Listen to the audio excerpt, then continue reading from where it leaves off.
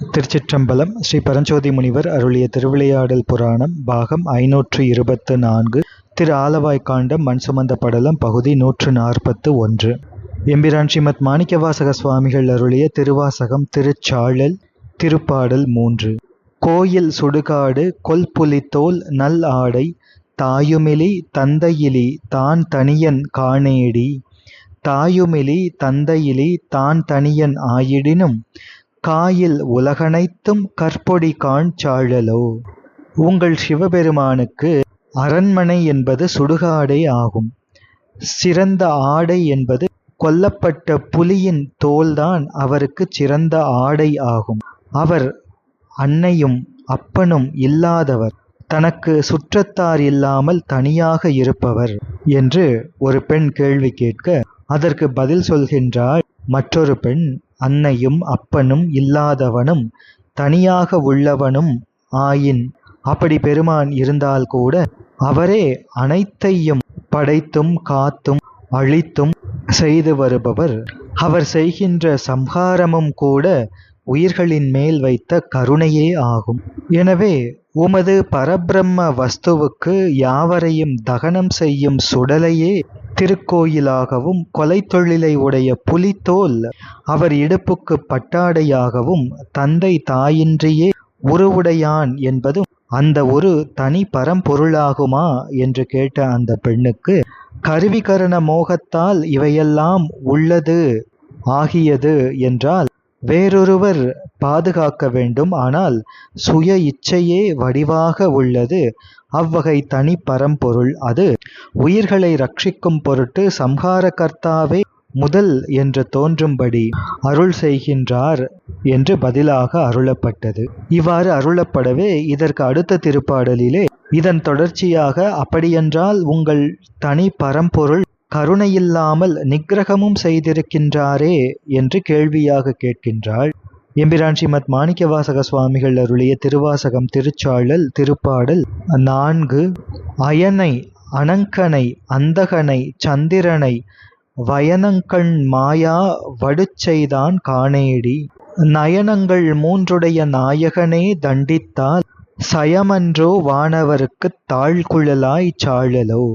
ஞானப்பெண்ணே கேள், பரபிரம்மே அவர் என்றால் அந்த பரபிரம்மம் கருணையின்றி பிரம்மனையும் மன்மதனையும் யமனையும் சந்திரனையும் வதை செய்வாரா, நிக்கிரகம் செய்வாரா என்பது கேள்வி.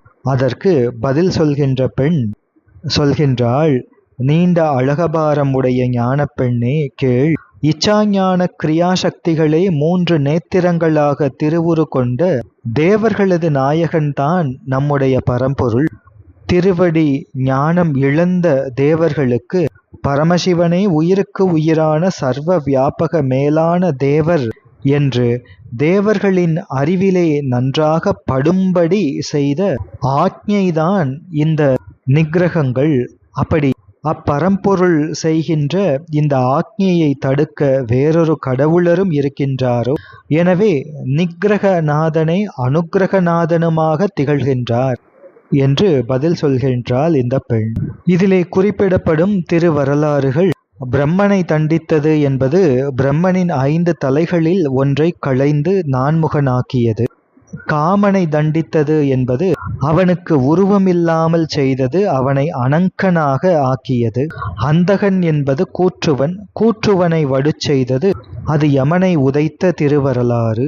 சந்திரனை தண்டித்தது அவர் தக்ஷன் வேள்வியிலே கலந்து கொண்டு சிவநிந்தனை செய்ததனால். சிவபெருமான் இவ்வாறு நிக்கிரகம் செய்கின்றாரே என்று கேள்வி கேட்டால், சிவபெருமான் பேரருள் உடையவர். அப்பெருமான் அசுரர்கள் தேவர்கள் என்று பாகுபாடு இல்லாமல் எல்லா உயிர்களிடமும் அருள் பாலிக்கின்றார். சிவபெருமான் அவ்வாறு அருள் பாலிப்பது உயிர்கள் ஆணவமல பிணிப்பிலிருந்து விடுபட்டு தன்னை அடைந்து முக்தி இன்பம் நுகர்தல் வேண்டும் என்பதுதான் அவருடைய திருவுள்ளம். அதற்காக ஆன்மாக்கள், இந்த உயிர்கள் முயற்சி செய்ய வேண்டும்.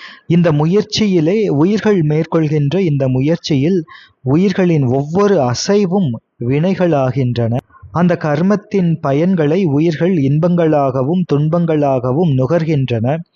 அந்த நுகர்ச்சியிலே உயிர் அனுபவம் பெறுகின்றது. அது ஞானத்தின் வளர்ச்சியாகின்றது. ஞானம் வளர வளர ஆணவ மலத்தின் பிணிப்பு தளர்கின்றது. எனவே இறைவன் உயிர்களுக்கு உயிர்கள் செய்த தீவினை பயன்களை ஊட்டும் போது அது இறைவன் நமக்கு செய்கின்ற தண்டனை போன்று, நிக்கிரகம் போன்று நமக்கு தெரிகின்றது. ஆனால் அந்த நிக்கிரகமும் உயிர்களின் நலன் பற்றியதே ஆகும்.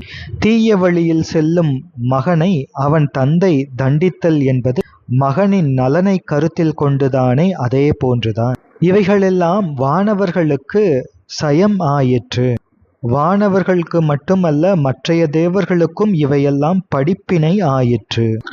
எம்பிரான் ஸ்ரீமத் மாணிக்கவாசக சுவாமிகள் அருளிய திருவாசகம் திருச்சாழல் திருப்பாடல் 5. தக்கனையும் எச்சனையும் தலையறுத்து தேவர்கணம் தொக்கன வந்தவர் தம்மை தொலைத்ததுதான் என்னேடி. தொக்கன வந்தவர் தம்மை தொலைத்தருளி அருள் கொடுத்தங்கு எச்சனுக்கு மிகைத்தலை மற்றருளினன் காண் சாழலோ. இந்த பெண் கேட்கின்றாள், ஏண்டி உங்கள் சிவபெருமான் தக்ஷனையும் வேள்வியின் அதிதேவதையான யக்ஞனையும் தலைகளை வெட்டி நீக்கி திரண்டு வந்த தேவர்களின் கூட்டத்தை அழித்தது ஏன் என்று கேட்க, திரண்டு வந்த தேவர்களை அழித்தலாகிய மரக்கருணை பாலித்து பின்னர் அவர்களுக்கு அருட்கருணையும் நல்கி அருளி அங்கே வேள்வியின் தலைவனுக்கு இழிவுள்ள தலையை அருளினார் என்பதை நீ அறிவாயாக. இதுகூட தெரியாத உன் அறிவின் திட்பம்தான் என்னே என்று கைகொட்டி சிரித்து பதில் சொல்கின்றாள் இந்த பெண். எனவே ஏக பரபிரம்ம சிவமானது தேவர் கூட்ட ஜாதியில் ஏகதேச உருக்கொண்டு எழுந்தருளி தன்னை இகழ்ந்தான் ஒருவன் என திருவுள்ளத்து எண்ணி தக்ஷனையும் அவனுக்கு சாதகனாயிருந்த யக்ஞனையும் மற்ற தேவர்கள் அவைக்கு சம்மதி கொண்டவர்களையும் கொல்லலாமா என்ற கேள்விக்கு நமது பரபிரம்ம சிவன் தானே திருவுருவான வீரபத்திரராகி எழுந்தருளி திருவடி மறந்த தக்ஷனை தலையறுத்து யக்ஞனை மகா நரகவேதனைக்கு உள்ளாக்கினது அது ஆக்ஞையான நிக்கிரகம்.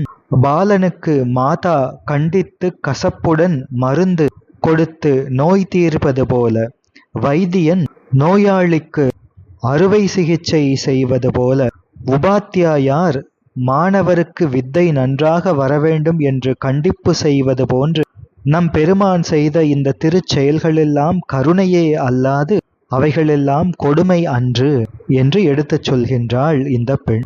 எம்பிரான் ஸ்ரீமத் மாணிக்கவாசக சுவாமிகள் அருளிய திருவாசகம் திருச்சாழல் திருப்பாடல் 6. அலரவனும் மாலவனும் அறியாமே அழல் உருவாய் நில முதற் கீழ் அண்டமுற நின்றதுதான் என்னேடி. நில முதற் கீழ் அண்டமுற நின்றிலனே இருவரும் தம் சலமுகத்தால் ஆங்காரன் தவிரார்கான் சாழலோ. ஏண்டி, தாமரை மலரில் இருக்கின்ற பிரம்மாவும் திருமாலும் அறியாது திகைக்கும் வண்ணம் உங்கள் சிவபெருமான் நெருப்பு வடிவிலே பூ உலகம் முதல் கீழ் உலகங்களும் விண்ணுலகங்களும் ஊடுருவ நின்றது ஏன் என்று கேட்க, பூ உலகம் முதல் கீழ் உலகங்களும் விண் உலகங்களும் ஊடுருவ அப்படி எம்பெருமான் நிற்காமல் இருந்தார் என்றால் இந்த இருவர்களும் தங்களின் சினம் காரணமாக வெளிப்பட்ட தங்களின் செருக்கை நீக்கியிருக்க மாட்டார்கள். இது கூட அறியாத உன் அறிவின் திட்பம்தான் என்னே என்று நகைத்து பதில் சொல்கின்றாள் இந்த பெண். எம்பெருமான் இருவருக்கும் நடுவே அழல் பிழம்பாக தோன்றியிருக்காவிட்டால் இவ்விருவர்களும் சினம் கொண்டு தங்களுக்குள்ளே போர் செய்து அதன் காரணமாக பல உலகங்கள் அழிந்திருக்கக்கூடும். அதிலே வாழுகின்ற உயிர்கள் துன்பமுற்றிருக்கக்கூடும். அதனுடைய தீவினை பயன்களை இவ்விருவரும் பல பிறவிகளிலே நுகர வேண்டி வந்திருக்கும். இவற்றையெல்லாம் தவிர்ப்பதற்காக வேண்டி இறைவன் அழல் உருவாய் இவ்விருவர்களுக்கு நடுவே எழுந்தருளினார் என்பது இதனுடைய பொருள். எனவே நான்முகனும் நெடியமாலும் திருவடி ஞானத்தால் தங்கள் அறிவில் காணாமல் சேனாரும் தளர் பிழம்பாகி பிருத்திவி முதல் கீழ் வான் வரை அடிமுடி தோன்றாமல் நின்றது பரபிரம்மம் ஆகுமா என்று கேட்ட கேள்விக்கு நமது நாதன் காணாத அருவினுக்கும் உருவினுக்கும் காரணமாய் நீழ்நாகம் அணிந்தார்க்கு நிகழ்குறியாக லிங்கோத்பவ திருவுருவம் கொள்ளாமல் போயிருந்தார் விஷ்ணு பிரம்மா இருவரினுடைய அகம் பிரம்மம் என்ற அந்த உணர்வு அது தீரா கோபம் பாடாய் நிலத்தரைந்தான் கை பிழையாரவாறே போல அந்த கோபம் தீரா கோபமாய் முடிந்துவிடும். அவற்றையெல்லாம் தவிர்ப்பதற்காக எம்பெருமான் அழல் உருவாய் லிங்கோத்பவ மூர்த்தியாக தோன்றியருளினார் என்பது பதில். எம்பிரான் ஸ்ரீமத் மாணிக்கவாசக சுவாமிகள் அருளிய திருவாசகம் திருச்சாழல் திருப்பாடல் 7. மலைமகளை ஒரு பாகம் வைத்தலுமே மற்றொருத்தி சலமுகத்தால் அவன் சடையில் பாயுமது என்னேடி சலமுகத்தால் அவன் சடையில் பாய்ந்திலனேள் தரணியெல்லாம் பிலமுகத்தே புகப்பாய்ந்து பெரும் கேடாம் சாழலோ. ஏண்டி உங்கள் சிவபெருமான் பார்வதி அம்மையை தன் திருமேனியின் ஒரு பாகத்திலே இருத்தி இருக்கின்றார். அப்படி இருக்க வேறு ஒருத்தி சினம் காரணமாக அப்பெருமானது சடையிலே பாய்ந்தாளே, அதற்கு காரணம் என்ன என்று கேட்க, சினம் காரணமாக அந்த கங்கை எம்பெருமானின் சடையிலே பாயாது இருந்திருந்தால், அந்த கங்கையினை எம்பெருமான் தன் திருச்சடையின் கண் தாங்காமல் இருந்திருந்தால் இந்த உலகம் முழுவதும் பாதாளத்தில் அழுந்தி பெருங்கேடு நிகழ்ந்திருக்கும். இதுகூட தெரியவில்லையா பெண்ணே என்று பதில் கூறுகின்றாள். புராணங்களிலே சிவபெருமான் கங்கையை தாங்கியது என்பது பகீரதன் தவத்துக்காகவும் பூவுலகம் கங்கை பாய்ந்து வரும் வேகத்தால் அழிந்து விடாமல் இருக்கவும் சிவபெருமான் தம் திருச்சடையிலே கங்கையை தாங்கினார் என்று தெளிவாக கூறப்பட்டிருக்கின்றது. ஆனால் இங்கே பூர்வபக்ஷம் செய்கின்ற பௌத்த சமயர்கள் எழுப்புகின்ற கேள்வியாக அமைவது, இறைவன் பெண்களை நயந்தவன் என்று கூறி அவர்கள் மகிழ்கின்றார்கள். இந்நாளிலும் கூட நாஸ்திகர்களும் மற்ற சமயத்தவர்களும் இவ்வாறு கூறி ஏசி மகிழ்வதை நாம் காண்கின்றோம். இந்த புராண கதையை கூறி ஸ்தூல வடிவிலே சித்தாந்த மறுப்பை இவ்வாறு விவரிக்கின்றோம். அதாவது பதிப்பொருள் ஒன்றுதான், அதை நாம் சிவம் என்று சொல்கின்றோம். சிவபெருமானின் இயல்புகளாகிய எண்குணங்களும் சக்தி என்று கொண்டுள்ளோம். நெருப்பிலே சூடு போன்று சிவம் குணியாக சக்தி குணமாக பிரிப்பின்றி நிற்பன. அவை இரண்டின் இயக்கமே உலகங்கள் தோன்றி நின்று ஒடுங்க காரணமாகின்றது. எனவே இறைவனை இறைவியை கணவன் மனைவியாக நின்று அவர்கள் உலகங்களை தோற்றுவிப்பதாக உருவகம் செய்கின்றோம். அப்படி உருவகம் செய்வதன் தாத்பரியம்தான் இது. எனவே சிவபெருமானே பரபிரம்மம் என்றார். மலையரசன் பெற்ற பெண்ணை திருக்கல்யாணம் செய்து தேகத்தில் தானே ஒருபுறம் தெரிய வைத்திருக்கின்றார். அப்படி வைப்பதோடு மட்டுமல்லாமல் மற்றொரு கங்கையம்மன் அவளை திருவேணி திருச்சடை மேலே ஜலரூபமாக பாய்ந்திருக்கும்படி வைத்திருக்கின்ற அதிசயம் என்ன என்ற கேள்விக்கு, இமய பர்வதராஜ புத்திரியை கல்யாணம் செய்து வாமபாகம் வைத்தாலும் அந்த சிவத்துக்கு வடிவம் இல்லை என்பது உண்மை. இந்த சர்வ ஞான சக்தி கங்கையை திருமுடி ஜடாபார நுனியிலே பனித்துளி போல அடக்கி அணியாவிட்டால் எல்லா உலகமும் ஜலத்தால் அழிந்து மற்றொருவராலும் தடுக்கப்பட முடியாத பெரும் கேடாக முடிந்துவிடும் என்று பதிலாக அருளப்பட்டது. தொடர்ந்து சிந்திப்போம். திருச்சிற்றம்பலம்.